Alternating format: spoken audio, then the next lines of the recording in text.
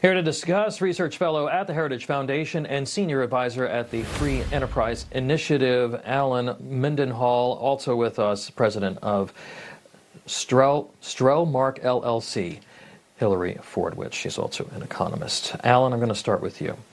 $40 trillion national debt keeps getting bigger. How did we get here, I think, is the question a lot of Americans are asking. And what do you make of the president's assertion that if we just grow the economy, it will sort of take care of itself? Well, a few things here. This is a bipartisan issue, Tom. Both Democrats and Republicans, of course, have contributed to this. But we do know during, of course, President Trump's first term, he had to deal with COVID. That was the largest escalation of the debt at the time. Democrats are always saying it's due to tax cuts. Republicans say it's due to federal spending. I will say what's very important is that this is a bipartisan, not just spending issue. This is a very interesting fact that the Peterson Institute has done a lot of polling and has found 94% of all Republican voters and 92% of Democratic voters are all concerned about the budget deficit. So this is across the board. This is a ubiquitous issue, and also how we're getting there now. Of course, the war has exacerbated it, but also we have the graying of America, this gray tsunami coming with more and more Americans. 11,000 Americans retire every day and are taking Medicare, Medicaid, and Social Security. Now, last but not least, I do have a solution, though, Tom, and that is we take. Hold on one second. Let's let Allen jump in here.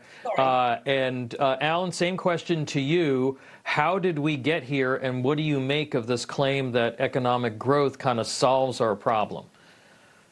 Well, after World War II, the public debt was about 106% of GDP, and we did grow out of that. It had fallen to 23% of GDP by 1974, and the debt became smaller relative to the economy as the economy grew. The problem is, when the debt gets to be this big, it's an impediment to growth. So to just say, oh, we're going to grow out of it is not the answer. I mean, when you're paying this much interest, the more debt you have, the more interest payments you have, you get this vicious cycle. I also think, though, that it's important to contextualize our situation.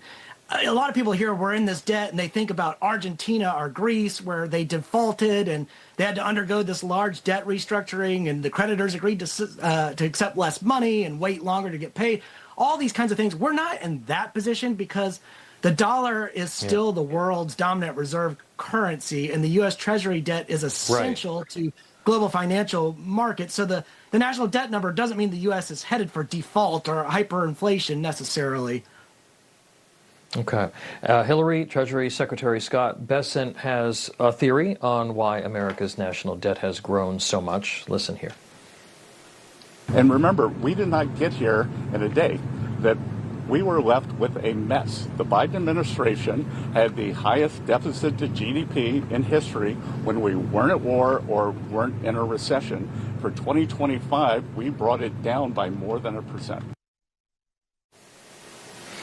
Bessent, like the president, confident the United States could grow its way out of this. Also said there's a very good chance that that it has peaked under Trump. What can be done here, though, and how do you rein this in?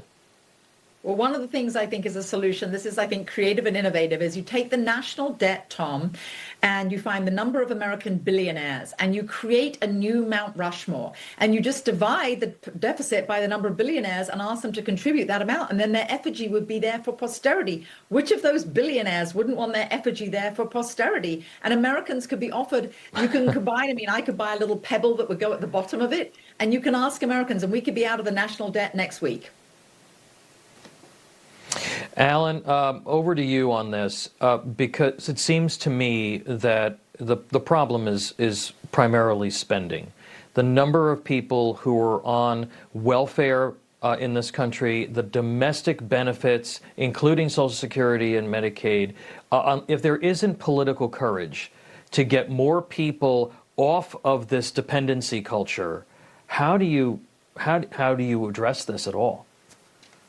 Well, I kind of like Rand Paul's six-penny plan, but again, that requires Congress to actually pass something constructive, which is a tough ask these days, but his plan is basically, rather than discriminating against particular federal programs, because once you start a federal program, it's hard to end it, it's hard to cut it. People, it's like you let the genie out of the bottle, it's hard to put it back in. But his thing is we just cut spending 6% each year across the board, so that in each year, basically you're spending only 94% of your projected amount of expenditures, and you keep doing that every year until you balance the budget. Yeah. And then once the budget is balanced, then you keep spending at a manageable level to prevent deficits. It looks great on paper. I love it, but the reality is Congress is dysfunctional, so I don't see that actually happening. But it's a great plan on paper. Well, government creates problems. It tends not to solve them. Allen Mendenhall and Hillary Ford, which thank you for joining me. Appreciate the discussion. Thank you. Pleasure, Tom.